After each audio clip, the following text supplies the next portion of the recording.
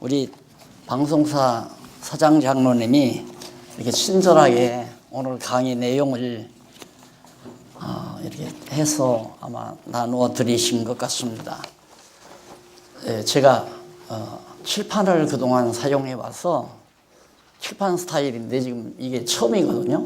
그래가지고 제대로 이게 될지 좀 염려스럽습니다만은 가지고 계신 교재가 있으니까 그렇게 해 가시면 되겠습니다.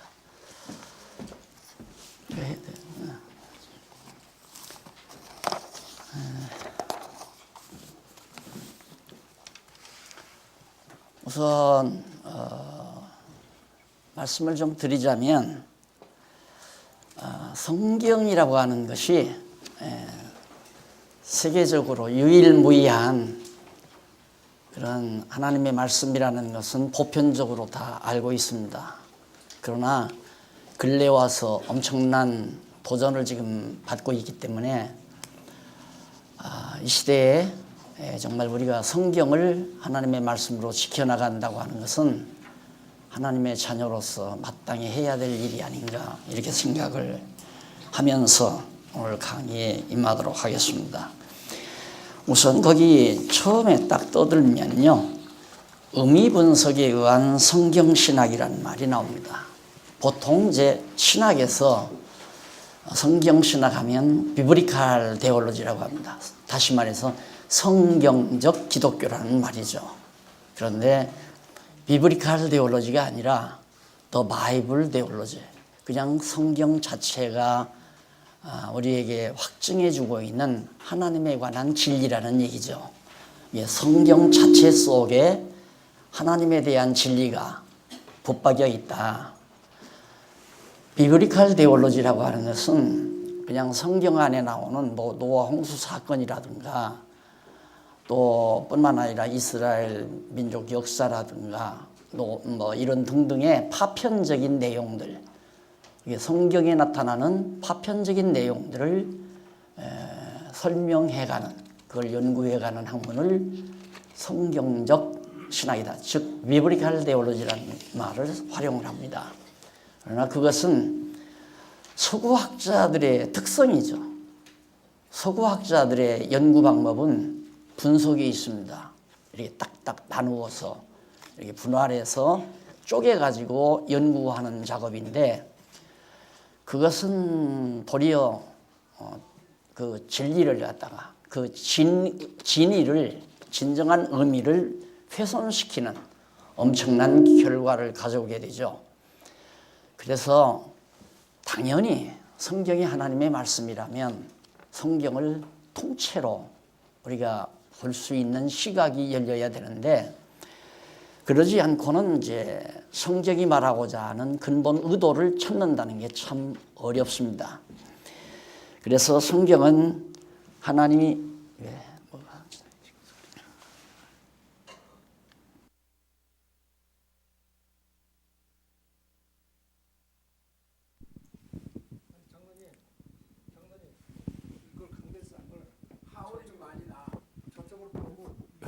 하나 둘. 파워포인트가 되면은 이걸 또 보시면서 말씀하셔야 되기 때문에. 이건 괜찮아요. 그걸로 하시겠어요? 이건 할까? 이거는 저쪽으로 가야 돼. 저쪽으로. 이거? 아니 이게 쓰시려면. 그래. 이걸로 하죠. 이거 껐어요. 네. 그래서 그 성경이라고 하는 것이 그 첫 페이지에 보면 하나님이 계시된 유일무이한 진리책이다라는 말이 나오죠. 성경을 무슨 생활 방법이라든가 어떤 인간의 교훈이라든가 이런 지엽적인 문제에 사로잡힐 경우가 참 많습니다. 그러나 성경은 근본적으로 하나님 자신을 우리 인간들에게 알려주는 계시서다. 가장 핵심적인 게 바로 그겁니다. 그럼 하나님 자신을 알려주는데 그 자신 중에 제일 중요한 게 뭐냐면 하나님의 존재 문제입니다. 아까 개회 경건의 시간에 우리 박천일 목사님께서 하나님의 존재에 관한 것 말씀해 주셨죠. 또 성경 진리에 관한 것도 말씀해 주셨는데 가장 우리 신앙인들이 신앙생활 하면서 늘 답답해하는 이유가 정말 하나님이 살아계신가? 그런 생각이 언제 흔들리게 되느냐면 하나님을 잘 믿고 신앙생활하는 자가 사업에 부도가 나는 경우도 있고요. 아주 극심한 질병에 걸려서 비참하게 죽는 경우도 있습니다. 그러지 않고 하나님을 믿지 아니하는 자가 아주 번창하게 되고 잘 되게 되고 사회적으로 성공하고 득세하고 그런 경우를 얼마든지 보거든요. 우리나라만 하더라도 대재벌들은 다 크리스찬이 아닙니다. 도리어 어떤 의미에서는 이교도들입니다. 이럴 때 정말 하나님이 살아 존재하는 걸까? 이 고민을 한 자가 철학자, 그 유명한 19세기 니체. 그래서 그는 그의 이론에서 하나님을 죽여버리고 맙니다. 그래서 사신신학이라고 하는 그런 무서운 사단의 계략이 그 속에 배어있는 이론을 온 세계 인류에게 전파하게 된 거죠. 그래서 하나님의 존재를 확인한다고 하는 것은 참으로 중요한 것이고 성경이 바로 그것을 우리에게 확증해 주는, 그냥 성경이 하나님 다 살아있다 이런 정도가 아니라 하나님은 성경에서 하나님은 이렇고 이렇고 이렇기 때문에 이래서 하나님은 나는 살아 존재한다. 이걸 천하없는 사람이라도 알기만 알면 하나님은 정말 살아 존재하는구나. 이 같은 확증을 얻을 수 있도록 성경이 되어 있습니다. 그런가 하면 그 성경 속에는 하나님이 가지고 계시는 속성들이 아주 자세하게 또 우리에게 알려져 있습니다. 그래서 하나님은 어떠한 분이신가, 누구신가, 어떠한 분이신가, 정말 그 하나님은 존재하는가, 이 두 가지 문제가 성경에서 완벽하게 확연하게 드러나고 계시된 것이 바로 성경 자체다라는 사실입니다. 그래서 그걸 증거하는 데 있어서 이 성경 자체가 논리와 근거가 확실하다. 이 모든 세상 학문이라는 것이 문제가 있는 것이 뭐냐면 논리는 그럴듯한데 논리적으로 보면 이것은 이렇고 이래서 이렇다. 논리적으로는 빈틈이 없는 것 같아요. 그런데 그 논리에 대한 사실 근거를 제시하지 못하는 겁니다. 그러니까 예를 들어서 관념 철학자가 논리를 제시했으면 경험 철학, 즉 과학자들이 그 논리를 뒷받침해야 되거든요. 그런데 그게 안 되니까 경험 철학과 관념 철학이 나뉘어져 버린 겁니다. 관념 철학은 이미 자꾸 자취를 감추게 되고요. 경험 철학은 과학으로 빠져버렸잖아요. 근데 과학은 도리어 어떤 결과를 가져오느냐면 하나님 없다는 쪽으로 지금 가잖아요. 과학이라고 하는 것은. 철학은 그래도 증거는 못하지만 그래도 무언가 있었을 거다.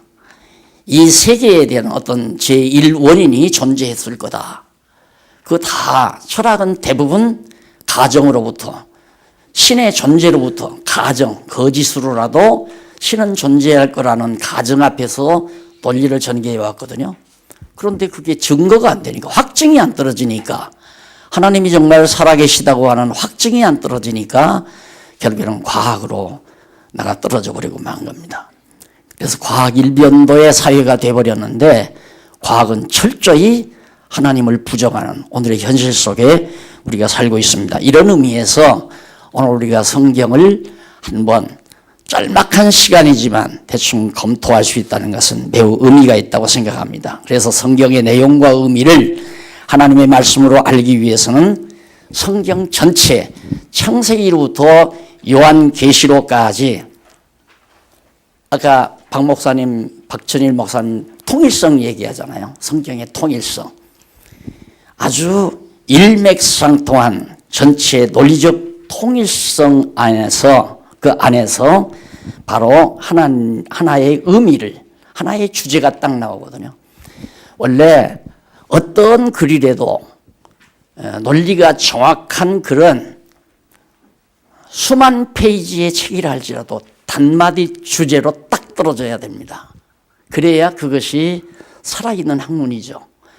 그러면 성경도 방대한 내용인데 성경 자체가 단마디, 딱 한마디로 떨어지는 주제가 없다면 그건 진리로 받아들일 수가 없는 거죠.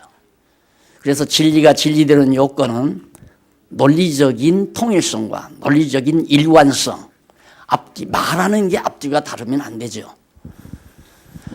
나 아침에 나올 때 아침밥을 든든히 잘 먹었다. 그런데 나는 배가 고프다. 그 말은 앞뒤가 안 맞잖아요. 밥을 잘 먹었으면 배가 고프다는 말이 안 나와야 되죠. 이게 논리가 다르다는 얘기죠. 그건 절대로 거짓이죠. 배가 부른데도 배가 고프다고 말하는 결과밖에 안 된다는 얘기입니다. 아니면 아침에 밥을 잘 먹었다는 말이 거짓말이든가 아니면 배가 고프다는 말이 거짓말이든가.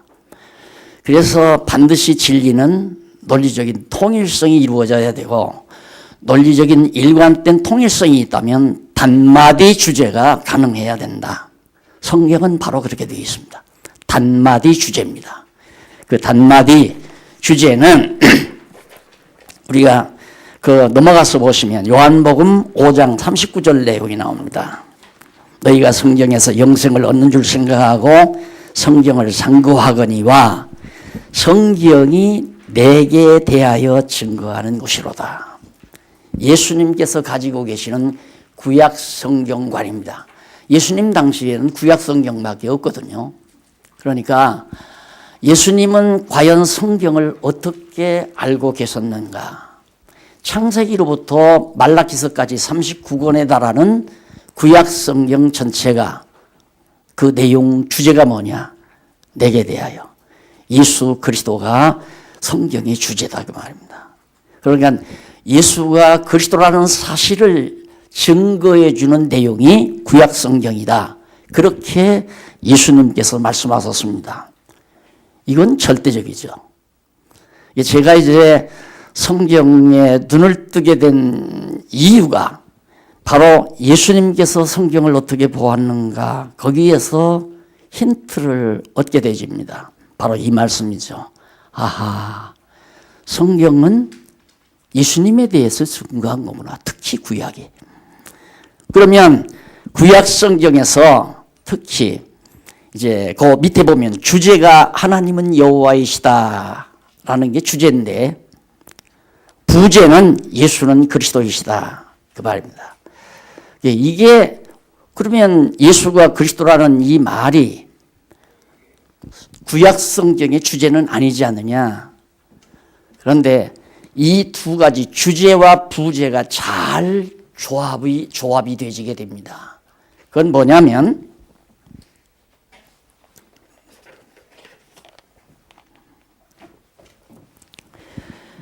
하나님은 여호와이시다라는 말은 하나님은 엘로힘이라고 해서 엘이라는 말은 신이라는 말이거든요. 그러니까 그건 보통 명사입니다. 그냥 보통 명사 엘은. 엘로힘은 복수로서 그냥 전능자라는 의미로 그렇게 풀이가 되는데 보통 명사죠. 엘이라고 하는 말은. 그런데 여호와는 고유 명사입니다. 그러니까 아스타롯이라든가 바알이라든가 그들도 다 신이라고 생각합니다. 그러니까 바알의 신, 바알은 그들이 섬기는 신의 고유명사예요. 그러듯이 오늘 하나님을 경외하는 우리들이 섬기는 하나님의 고유명사가 여호와라는 뜻이죠. 물론 여호와라는 그런 고유명사를 가지신 하나님이다. 그런 의미입니다. 그래서 구약 성경은 하나님이 여호와이시다라고 하는 것을 우리에게 분명하게 알게 해주는 내용이 구약 성경입니다. 그럼 어떻게 해서 하나님이 여호와임을 알게 해주는가? 그 알게 해주는 방법이 구약에서 메시아를 언약을 하죠. 구약은 전부 메시아 언약 내용입니다. 다시 말해서 그리스도 언약, 그리스도를 보내주겠다고 하는 언약의 내용이다. 창세기로부터 말라기서까지가 어느 한 구절 빠짐없이 온전히 메시아 보내주겠다고 하는 여호와 하나님의 언약의 말씀입니다. 그러면 왜 그렇게 그리스도를 보내주겠다고 언약하시는가? 여호와시는 어떤 다른 이방신과 다르게 모든 우주와 만물을 창조하시고 역사를 주관해 가시는데 당신이 정하신 뜻대로 이루어 가시기 위해서 내가 이렇게 해 가겠다라고 언약하신 말씀대로 그대로 역사 속에서 이루어 간다. 그분이 곧 여호와신이다 그 말입니다.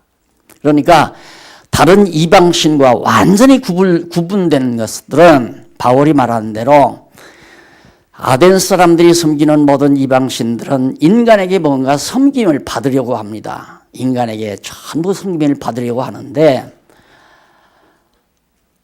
바울이 아덴 사람들에게 소개하는 여호와 하나님은 섬김을 받는 것이 아니라 인간들에게 생명과 호흡과 만물을 거저 제공해 주시는 하나님 여호와다 그 말입니다. 이게 전혀 다르죠. 이게 그것부터도 다를 뿐만 아니라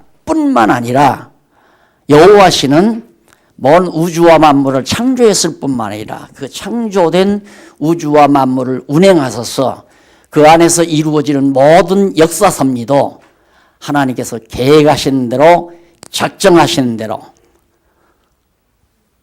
사람들에게 내가 이렇게 하겠다라고 언약해 놓으시고 그 언약대로 다 이루어 가시는 신, 그분이 곧 여호와다. 그런 신은 이 세상에 없잖아요. 유일한 신이죠. 여호와 신이라는 게. 그래서 그 약속 내용이 누구냐면 그리스도다 이 말입니다. 예수를 그리스도로 보내시겠다. 그래서 첫날 창조하시고 빛이 있으라 했을 때 바울은 그것을 어떻게 말하느냐 하면 하나님이 빛이 비추라 명하시던 하나님께서 태초에 빛이 비추라 명하시던 하나님께서 이 마지막 때에 빛 되신 예수 그리스도를 이 땅에 보내셨다. 사람들이 그런데 몰라봤다. 말은 무슨 얘기냐면 빛이라고 하는 그 비추이는 빛이 바로 오실 메시아에 대한 한 모형이었고 또는 그 빛 자체가 근본 원형이었다. 이렇게 이해하시면 됩니다. 그러니까 하나님께서 빛이 비추라 하신 것은 때가 되면 빛 되신 예수 그리스도를 이 땅에 보내시겠다고 하는 언약의 말씀이다. 첫 아담을 창조한 것도 하나님께서 둘째 아담 예수 그리스도를 보내시겠다고 하는 언약의 말씀으로 받아들여지게 되는 겁니다. 이것이 이제 구약 성경을 보아나가는 방향입니다. 자, 그러다 보니까 구약은 하나님이 여호와이심을 증거하기 위해서 예수를 그리스도로 보내겠다고 하는 말씀이로구나. 언약의 말씀이구나. 그래서 예수님이 구약 성경은 다 예수 그리스도 자신에 대해서 증거해 주신 말씀이다라고 예수님이 말씀하신 것이다. 자, 그래서 거기 이 순서가 넘어가서 성경 내용의 개략적인 요점을 거기 말씀하고 있습니다. 의미 분석에 의한 성경 내용의 개요. 의미 분석이란 말은 제가 성경 때문에 고민한 것은 내용 분석을 하니까 전혀 이해를 못하겠어요. 금방 예수님이 정신환자를 고치다가 금방 배고프다고 떡을 만들어서 음식이 오병이의 역사를 통해서 모여든 사람들 배불리 먹이고 그러다가 갑자기 산에 사람들을 모여놓고 뭘 또 가르쳐주고 횡설수설하는 것처럼 보이니까 성경에 일관된 논리가 없잖아요. 그래서 기독교를 대적하는 세속주의자들이 성경은 하나님의 말씀이 아니라고 그렇게 말하는 겁니다. 성경이 하나님의 말씀이라면 하나님께서 왜 그렇게 횡설수설하느냐. 그래서 결국은 문서설이라고 하는 것이 오늘날 대두돼가지고 기독교가 치명타를 당하는 것은 우리가 지금 보면서 경험하고 있는 겁니다. 그래서 그 의미를 대략적으로 의미 분석을 해보니까 창세기부터 여호와께서 메시아를 그리스도를 언약하는 내용이 구약인데 창세기에서부터 에스더까지는 역사서죠. 역사 섭리를 통해서 하나님께서 메시아 보내실 것을 언약하시는 내용이구나. 정확해요. 한 귀절도 빗나가지 않고 퍼즐이 맞아떨어지듯이 정확하게 맞아떨어지는 내용으로 구약의 역사서가 이해가 되게 됩니다. 그건 이제 다음 시간 계속해서 말씀을 드리기로 하고요. 그 다음 욥기에서 아가서까지는 찬양인데 이것은 언약 자손들의 찬양을 통하여 메시아 보내실 것을 언약하는 내용이고, 이사야에서 말라기서까지는 선지자들의 예언을 통해서 언약하시는 내용이다.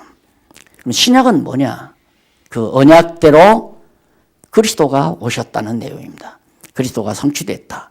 구약에서 여호와 하나님께서 그리스도 보내겠다고 언약하신 말씀대로 그 언약대로 그리스도가 오셨다. 그래서 그 오신 사실에 대해서 마태복음에서부터 사도행전 1장 11절까지 거기서는 예수님 자신에 의해서 내가 그리스도다.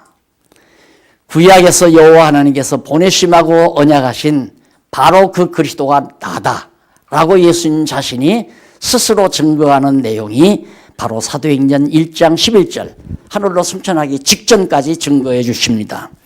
그리고 사도행전 1장 12절로부터 마지막 요한계시록까지는 예수님께서 승천한 이후에 보내주신 성령에 의해서 바로 예수님이 죽었다가 부활하셔서 승천하신 그 예수가 바로 구약에서 여호와께서 보냄하고 언약하신 그리스도라는 사실을 너무 분명하고 확실하게 증거하는 내용이 바로 사도행전 1장 12절로부터 요한계시록 마지막 절까지.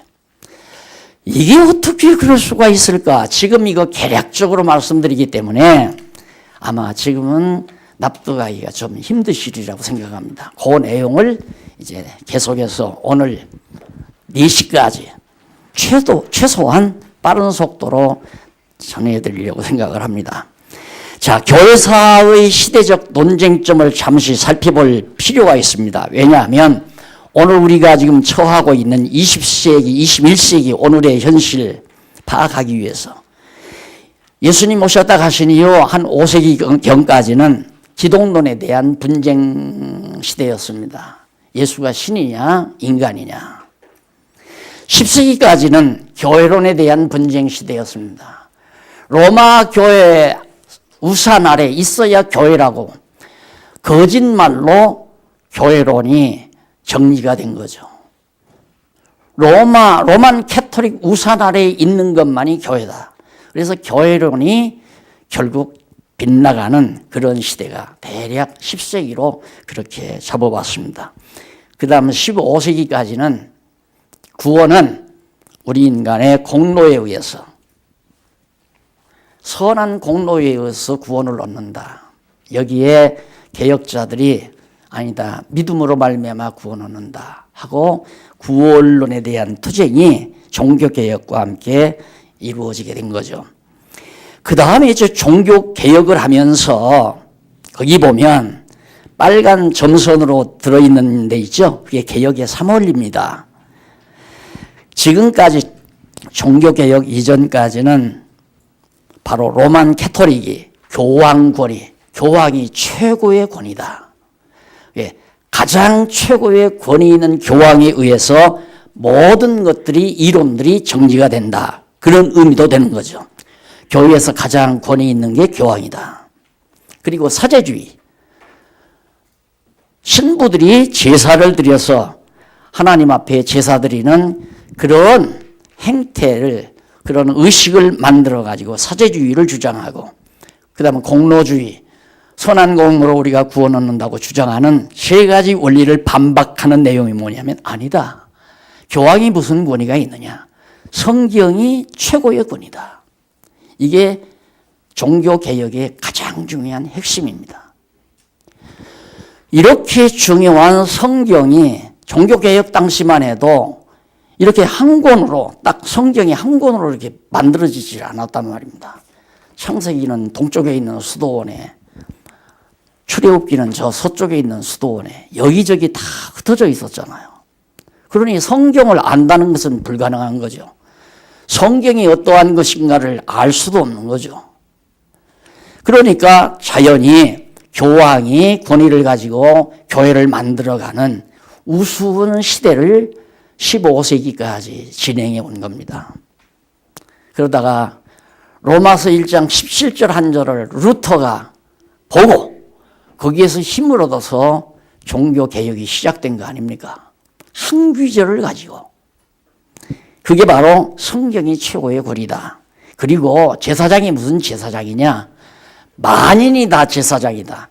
예수님이 대제사장이니까 예수를 믿는 우리들은 모두가 다 제사장들이다.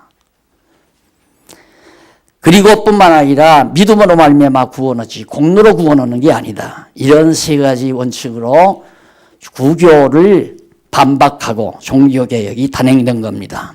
그러다 보니까 15세기에서 20세기경까지는 성경관에 대한 투쟁시대였습니다. 정말 하나님이 성경 말씀이냐? 그렇다. 오늘 우리들 보수주의 성도들은 죽어도 성경이 하나님 말씀이라고 주장합니다. 그러나 세속주의 학자들은 안 믿습니다. 성경이 어떻게 하나님 말씀이냐? 너 예수님을 향해서 너 배고프면 이 돌로 떡 만들어 먹으라고 한 말이 하나님 말씀이냐? 그건 마귀 말인데 할 말이 없는 거죠. 그러니까 말로는 성경이 하나님 말씀이라고 하지만 성경은 이래서 이렇고 이렇기 때문에 정황무한 하나님의 말씀이다.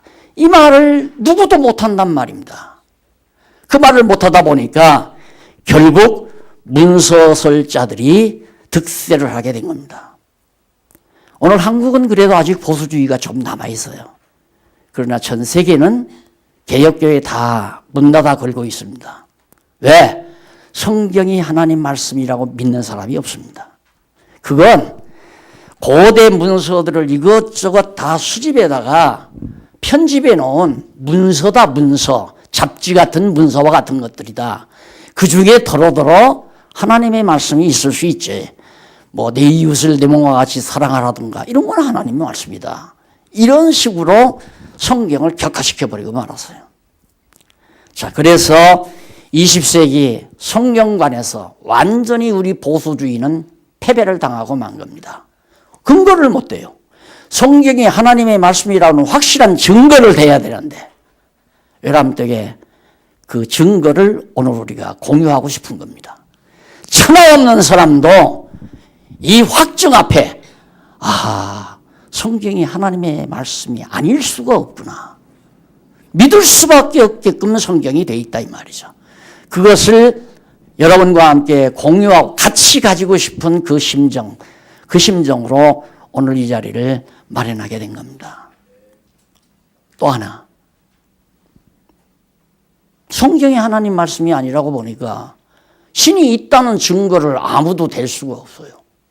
그런데다가 19세기 니체라는 망나니 같은 철학자가 하나님 죽었다고 얘기를 해버리니까 모든 사람들이 이제는 과학이 발전하고 먹을 만큼 살 수도 있고 돈도 좀 있고 그러는데 신 때문에 주저스럽잖아요. 쾌락을 누리고 즐겁게 살고 싶은데 신이라는 게 늘 걸린다 이 말입니다. 그런데 니체가 나타나서 야, 신이 살아계시다면 어떻게 이 세상에 폐영무도한 인간들이 다 잘되고 호의호식하고 권력을 누리고 세계 대전을 일으켜서 엄청난 많은 사람들을 죽이고 깨서 질식사를 시킨 그런 못된 놈의 나라가 경제 대국이 돼가지고 잘 먹고 잘 사느냐. 처음에는 신이 늙었다고 생각을 했어요. 그러다 나중에는 죽었다고 해버리잖아요. 와, 그러면 그렇지. 성경도 하나님 말씀 아니고 하나님도 죽었고 하나님도 없고 야, 이제는 우리가 힘있게 살자. 그래서 우리가 이 땅 위에 정말 아름다운 복지세계, 유토피아를 만들기 위해서 공산주의 이론이 생기게 된 겁니다. 그와 반면에 신이 죽었으면 다 각자 자기 의지대로 자기 행복을 위해서 살자. 개인주의가 그래서 나온 겁니다. 그래도 개인주의, 민주주의라는 게 결국에는 개인주의 바탕에서 되지는 거 아니겠어요? 공산주의, 우리는 다 같이 마음과 힘을 모아서 우리 모두가 행복하게 사는 세상을 만들자. 신은 없으니까. 공산주의와 민주주의가 이렇게 팽창해가는 시대에서 교회가 존립할 수 있겠어요? 그러니까 민주주의 발전하고 경제가 발전하는 나라는 교회가 다 죽어버리고 말아요. 왜? 증거될 게 없어요. 하나님이 살아계시다는 것도 증거할 수가 없고 성경이 하나님의 말씀이라는 확증을 댈 수도 없고 그러니까 이 영악한 젊은 세대들이 강단에서 목사님들이 무조건 하나님 살아계시다. 죄지면 지옥 간다. 하나님 심판이 있다. 그 말 귀담아 들을 젊은이들이 지금 누가 있습니까? 대학에 가면 벌써 쫙 세속주의로 완전히 물잡아 버리는데 성경은 그 하나의 문서 조각지야. 무슨 하나님 말씀이야. 하나님이 얘기는 어디 있어? 여러분들이 열심으로 노력해서 이 땅에 정의사회를 건설하고 복지사회를 여러분들이 건설해야 한다. 맞다. 이것이 현대 자라난 젊은 세대들의 각오입니다. 이런 차제에 오늘 우리가 성경을 상고하면서 정말 성경이 하나님의 말씀을 확증한다는 건 매우 중요한 의미가 있고 이 세상의 모든 세계관적 핵심을 보면 결국 하나님의 영광, 하나님의 주권, 세계관의 목적, 하나님의 영광입니다. 오직 하나님의 영광.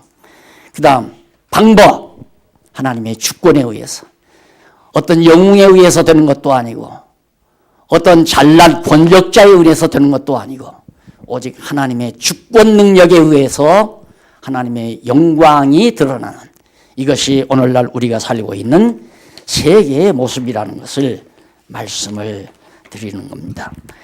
자, 넘어가서 거기 보면 좀 복잡한 도표 하나가 나옵니다. 하나님의 언약과 성취 섭리도 집에 가셔서 자세히 살펴보시면은 아마 대충 이해가 갈 겁니다. 거기 보면 전체 파란 원, 그건 결국 하나님의 영역을 뜻하는 겁니다. 하나님, 영원한 하나님의 영역.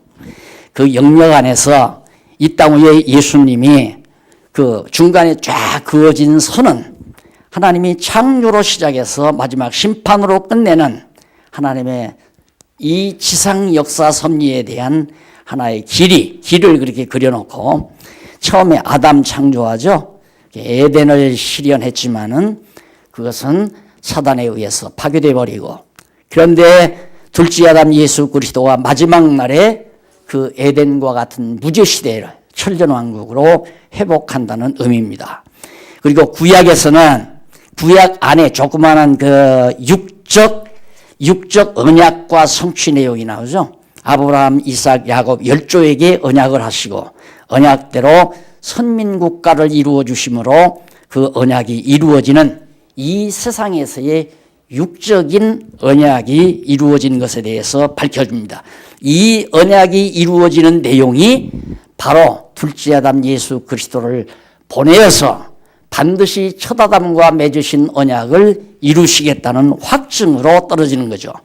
그래서 예수님이 오셔서 언약하시고 언약대로 성령이 오셔서 성취해 주심으로 결국 최종적으로 에덴이 무죄시대가 회복되므로 하나님 여호와 살아계심을 확실히 증거해 주는 내용으로 도표가 그렇게 설명이 되어 있습니다.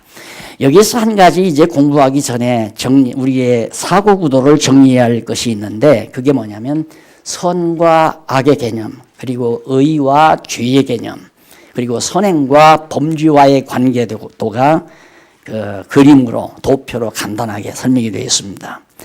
사실 육의 소욕이 제일 밑에 보면 새까만 게 육의 소욕입니다. 그 육의 소욕은 회색빛 사단이 완전히 지배하는 소욕입니다. 그러니까 인간들이 타락된 인간이 이 세상에 어머니 아버지를 통해서 태어나면 누구나 사단의 영역 안에서 태어납니다. 그래서 하는 짓마다 생각하는 것이나 말하는 것이나 계획하는 것이나 어떤 것도 다 사단의 지배를 받아서 하게 됩니다.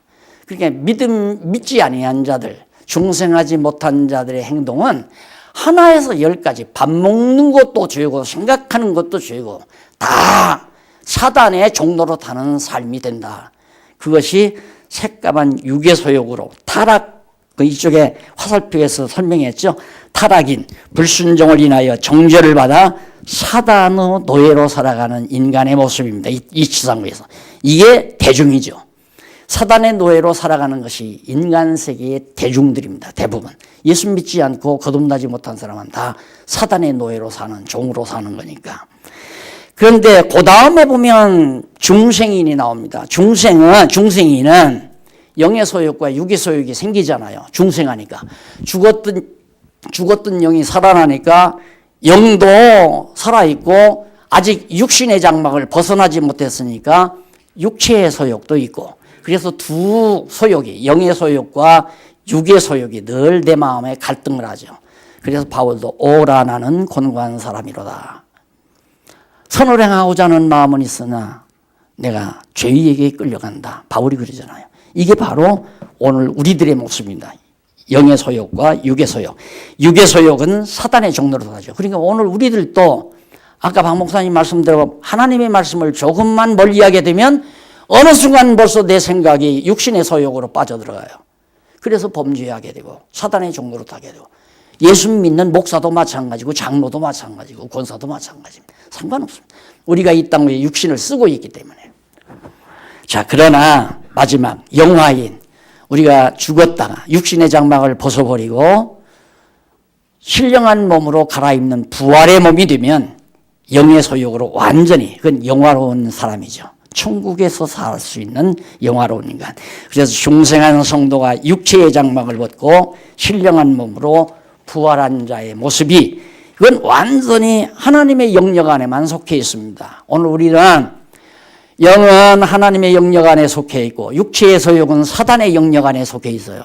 그러니까 하나님께서 나를 연단을 시키려면 하나님께서 욥을 사단에게 맡기듯이, 야, 내가 허락한다. 박용기 좀 끌고 가서 한번 내 마음대로 잡아 돌려라. 그러면 하나님이 그렇게 사단에게 허락하면 사단이 나를 사정없이 잡아 돌릴 수 있습니다. 어떤 하무장사라도 그 굴레에서 벗어날 수가 없습니다. 그러면서 하나님이 우리를 연단시키는 거죠. 자, 하나님이 예를 들어서 하나님이 나를 건강하게 해줬어요. 그런데 이 건강한 몸 가지고 참 좋다. 젊어 놀고 건강했을 때 놀아야지, 쾌락을 즐겨야지 하고 이 건강한 몸으로 쾌락을 계속 즐기면 하나님과는 거리가 멀잖아요. 그럴 때는 하나님께서 사단에게, 사단아, 너 용기 저거 좀 맛 좀 해줘야 되겠다. 맡겨버려요. 그러면 하나님께서 사단을 통해서 나를 육체를 치게 되면 욥이 고통을 당하듯이 당하게 됩니다. 버린 게 아닙니다. 연단시키기 위해서입니다. 그 고비를 한번 연단하고 나면 하나님이 건강을 주신 것은 쾌락 즐기라고 주신 것이 아니구나 깨닫잖아요. 그래서 성숙하는 거죠. 이러면서 우리가 이 땅에 사는 동안 점점 성장해서 살아가게 됩니다. 자, 그러면 의미 분석에 의한 성경 구조도가 그 뒤에 보면 쫙 설명이 되어 있습니다. 설명이 되어 있는데, 우선 거기 아브라함부터 모세, 첫째 아담 나오고 아브라함 나오고 모세 나올 때까지 창세기 1장에서부터 36장까지 내용입니다. 이것이 인류의 시조와의 언약, 선민의 열조와의 언약, 이 두 언약이 거기 담겨져 있습니다. 그 언약 내용은 결과적으로는 나라를 언약하는 거지만 과정적으로는 3대 언약, 자손 준다, 땅 준다, 다스리게 해주겠다, 땅 주고 나라를 이루어 다스리게 해주겠다. 이 세 가지 언약이 36장까지 나와요. 그리고 나서 37장에서부터 민수기 30장까지는 자손 번창 내용이 나와요. 출애굽기 들어가면 창세기 17장에 가면 아브라함이 이삭 하나 낳고 이스마엘 그냥 다른 몸에서 하나 낳았다가 나가버리고 고달팠잖아요. 그리고는 이삭이 에서와 야곱을 낳는데 에서가 버림받잖아요. 그리고 야곱 하나 낳죠. 하늘의 별수와 번창해야 되는데 번창을 못하지 않습니까? 그런데 야곱 때 와서 12아들이 나오죠. 그러면서 거기서부터 막 번창하기 시작합니다. 그게 37장부터 나와요. 옛날 내 자손이 하늘의 별수와 바닷가의 모래알처럼 번창하게 해주겠다고 하는 하나님의 언약의 말씀대로 자손이 번창하는 내용이 바로 민수기 30장까지. 그 다음 민수기 31장부터 사사기까지는 땅 정복하는 내용인데 땅을 정복하는 내용. 가데스바네아에서부터 시작되는 겁니다. 가데스바네아에서 정탐꾼을 보내가지고 가나안 땅 정복하러 모세가 가잖아요. 갔는데 정탐꾼들이 갔다 와서 12이 갔다 와서 다 반대해요. 10사람이 반대하고 2사람만 가자. 하나님께서 이 땅 주기로 했으니까 우리가 가자. 가보니까 아낙 자손들이 너무 구척까지 크단 말입니다. 우리는 메뚜기 때 갔다 가면 망한다. 그러면 차라리 애굽으로 돌아가자. 그렇게 해서 모세에게 원망하고 난리를 치다가 저주를 받잖아요. 재앙이 내리잖아요. 그래서 불뱀을 시켜가지고 백성들을 구해냅니다. 모세가 기도를 해서. 그리고 거기서 다시 홍해길로 내려와가지고 요단 동편 땅, 지금이 시리아죠. 시리아 땅으로 쭉 가면서 결국 요단 동편 땅을 정복하게 됩니다. 처음에는 모세가 정복할 생각 없었어요. 그냥 우리 이리로 지나가야 하니까 여호와께서 우리 주신 땅, 저 가나안 땅을 가려고 그러니까 통행세 다 내겠다. 물도 사 먹겠다. 좀 가자. 그러니까 안 된다. 땅 막아치워요. 모압 족속, 암몬 족속들이 뭐 난리를 치다가 결국에는 땅도 다 뺏겨버렸잖아요. 왜? 하나님께서 땅 주신다고 약속하니까 약속대로 요단 동편 땅 얻게 된 겁니다. 그 다음에 요단강 건너가서 요단 서편 땅 다 차지했잖아요. 너무 분명하죠? 약속대로 자손 주고 약속대로 언약대로 땅 주고. 그럼 땅 주었으면 그 다음 다스리게 해줘야 되잖아요. 그 다스리게 해주는 내용이 룻기서부터 나와요. 룻기서부터 에스더서까지. 역사서 다 끝나잖아요. 에스더서까지. 그 룻기의 내용이 뭐냐면 효부 사상이 아니에요. 룻기란. 그 마지막에 가면 뭐가 나오냐면 유다 지파 엘리멜렉의 그 후손으로 누가 나오느냐면 다윗이 나옵니다. 룻기의 마지막이 뭐냐면 다윗이 나니라. 다윗이 났다는 말은 이제 통치자를 세우겠다는 그거 아닙니까? 그런데 하나님께서 야곱 때 애굽으로 요셉 때문에 요셉에 의해서 애굽으로 갔잖아요. 한재를 피해서 갔을 때 야곱이 애굽에서 죽게 되죠. 죽을 때 12아들에게 복을 비는데 그 복 내용이 전부가 언약입니다. 12아들에게 하나님께서 주신 언약. 근데 거기서 특별히 기억해야 될 것은 유다 지파에게 하는 언약을 기억할 필요가 있습니다. 그건 뭐냐면 야곱이 유다 지파에게 너는 치리자의 지팡이가 네 발 사이에서 떠나지 아니하고 왕의 홀이 떠나지 않는다. 네게서는 왕들이 나온다 이 말이에요. 다윗 유다에게서는. 그런데 룻기에 가보면 첫 1장 1절에 유다 지파 사람의 엘리멜렉이 바로 흉년을 피해서 모압 땅으로 피난을 가잖아요. 아들 둘 데리고 자기 부부하고 가가지고 거기 가서 모압 여자들에다 며느리로 삼고 그렇게 살다가 아들도 죽고 엘리멜렉도 죽고 남은 건 며느리들하고 엘리멜렉의 아내만 남은 거예요. 그러니까 엘리멜렉의 아내가 며느리들도 갈아버렸어요. 다 친정으로 돌아가라. 이제 다 망했는데 대가 끊기잖아요. 그런데 부득불 아내 중에 룻이라는 모압 여인이 어머니의 나라가 내 나라고 어머니의 민족이 내 민족입니다. 죽어도 쫓아온다는 거예요. 그 따라왔잖아요. 그럼 구약의 율법에 이미 대가 끊긴 가문에서 유업을 물려주는 방법이 있어요. 가장 가까운 친족에게 물려주게 되어 있습니다. 가까운 친족, 바로 그가 보아스였습니다. 보아스가 타작하러 나갔을 때 타작마당에서 텐트를 치고 잤을 거 아닙니까?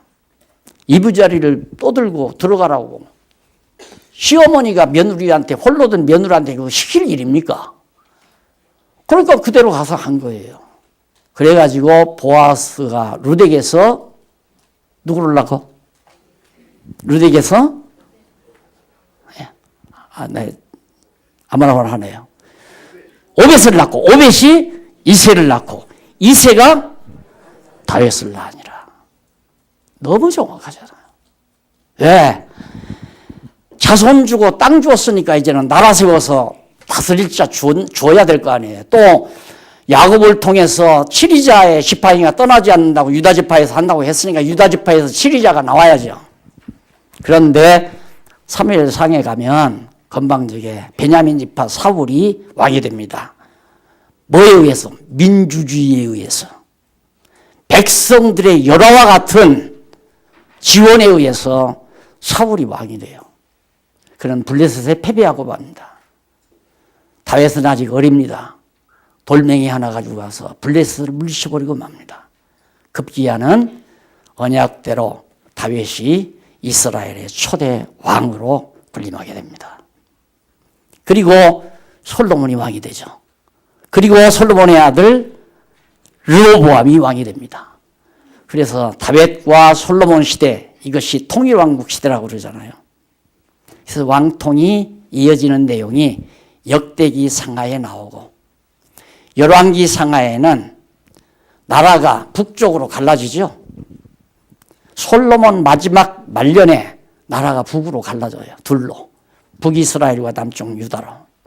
그 내용이 열왕기 상하에 나오고 사무엘 상하에는 사무엘상은 사울 왕의 패망 과정이 나오는 거고 사무엘 하는 다윗이 승승장구해서 왕으로 군림하는 내용이 나옵니다. 그래서 사무엘 하가 완전히 하나님의 언약이 아브라함과 이삭과 야곱에게 하늘의 별수와 바닷가의 모래알처럼 자손 많이 주고 그리고 동서남북 다 바라봐라 이 가나안 땅 내가 내 자손에게 주마. 그리고 다스리게 해주겠다. 약속이 다윗 때 완벽하게 이루어집니다. 그래서 결국 에스더서까지 이어지고 그 이후 300~400년 동안 공백기간이 있다가 만왕의 왕 되신 예수 그리스도가 진짜 언약대로 오셨다는 사실입니다. 이제 점심시간이 다 되셨는데요.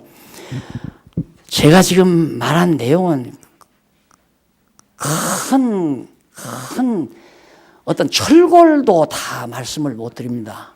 그러나 여기 목사님들이 많이 오셨으니까 아마 들으시면 성경 내용이 파노라마처럼 쫙 흘러갈 거예요. 이것이 성경에 살아있는 맥입니다. 다음 시간에는 시서를 공부하도록 하겠습니다. 시서와 선지서 일부를 다음 시간에 하고 앞으로 3시간 남았잖아요. 점심 잡수고 그래서 요한계시록까지 이런 패턴으로 여러분들에게 말씀을 드리려고 생각합니다. 수고하셨습니다. 감사합니다. 기도하시겠습니다. 자비로우신 아버지 하나님 감사합니다. 진리를 사랑하는 귀한 주님의 몸된 지체들을 이렇게 불러주시고 함께 진리 안에서 신령한 양식을 나누시기 하심을 감사합니다. 우리 험악한 시대 세속주의자들이 하나님을 만홀히 여기고 성경을 다 파괴시키는 이 어려운 시대에 성경을 지키고 하나님을 경외하는 이 선한 싸움에 응전할 수 있는 힘을 우리 모두에게 허락해 주시옵소서. 예수님의 이름으로 기도드립니다. 아멘. 감사합니다.